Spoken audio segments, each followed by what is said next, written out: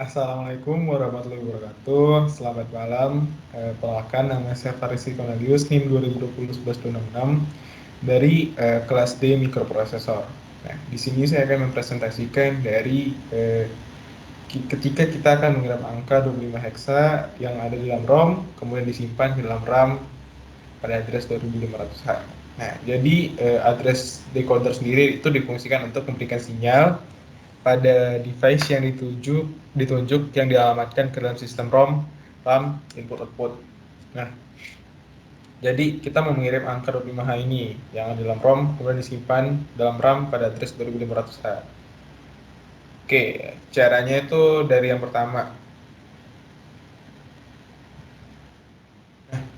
Dari langkah yang pertama, mikroprosesor akan mengumpulkan instruksi dari alamat-alamat yang ada di dalam ROM. Nah, pertama dia akan mengumpulkan itu, ada instruksi apa saja yang dalam ROM, dibaca dan di-scan oleh mikroprosesor. Lalu dia akan melakukannya dengan menaruh ke address bus. Oke. Masuk ke langkah kedua, si address yang ditaruh di dalam ROM dan RAM kemudian ke address decoder. Jadi dia disebar ke address decoder dan ke ROM. Nah, di sini tidak akan menimbulkan masalah karena chip select akan di switch ke switch off atau dalam artian dalam kondisi off. Nah, di mana device RAM ROM input dan output akan off ketika bina logikanya 1. Kemudian jika logic gate di decoder merespon dan ternyata saat dilempar tadi si address decoder tadi merespon sehingga si mikroprosesor akan mengaktifkan ROM dengan melempar logika 0 ke si ROM. Nah, sehingga si ROM akan aktif. Nah, lalu yang lainnya masih nonaktif karena yang diperintahkan cuman si ROM. Oke. Masuk ke langkah yang ketiga.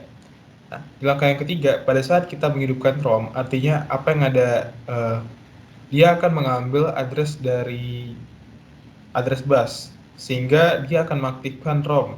ROM aktif dan akan mengambil alamat dari address bus dan akan masuk ke RAM. Kemudian pada ROM, chip dia akan mengaktifkan raw dan kolom decoder. Tahap 1, dia akan mengirim sinyal ke ROM, kemudian dia memasukkan alamat yang diperintahkan oleh si mikro.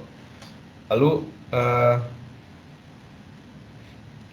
kemudian data-data yang disimpan akan menandakan bahwa row dan kolomnya sudah aktif.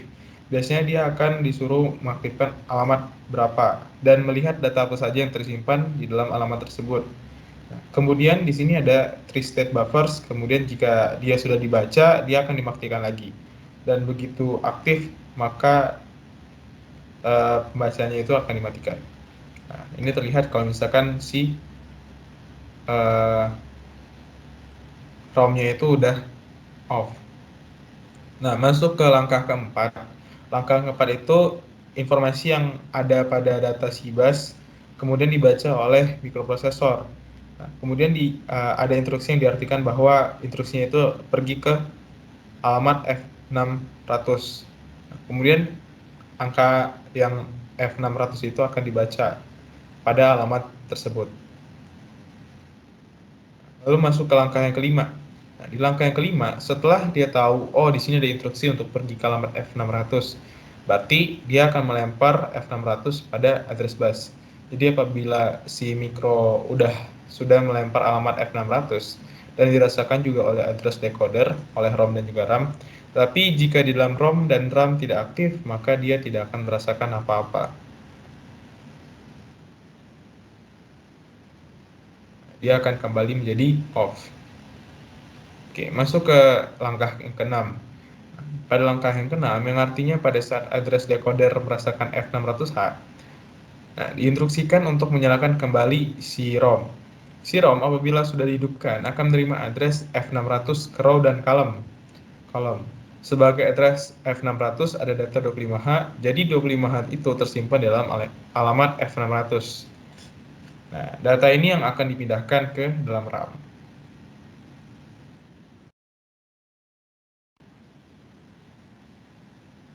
Oke, masuk ke langkah yang ketujuh. Kemudian angka 25H itu dikeluarkan ke database karena karena nilainya sama, apakah disimpan dalam memori sementaranya atau akan disimpan dalam RAM. Di sini dia akan disimpan ke dalam register dulu yang ada di mikroprosesor.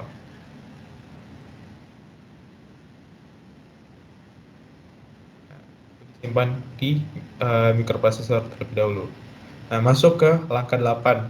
Nah, kemudian si mikro menaruh angka address 2500 yang dirasakan oleh address decoder, yang juga dirasakan oleh ROM dan dirasakan oleh RAM, yang kemudian ditaruh ke dalam address bus. Ini ada angka 2500 yang ditaruh ke dalam address bus. Nah, lalu setelah RAM-nya aktif, baru bisa mengirim 25 masuk ke dalam RAM. Caranya sama seperti langkah-langkah saat mengisi RAM. Yang terakhir, dia akan mengirim sinyal agar datanya bisa masuk. Agar data si 25H ini masuk ke RAM, kontrol RW ini harus diaktifkan juga. Dia akan mengirim logic 1 dari mana, yaitu dari mikroprosesor, dan sudah dirasakan I atau O. Tapi dia tidak akan melakukan apa-apa karena masih off. Nah, sekarang angka 25H itu sudah aman tersimpan dalam RAM chip. Kecuali ada data baru dan ketika dia dimatikan.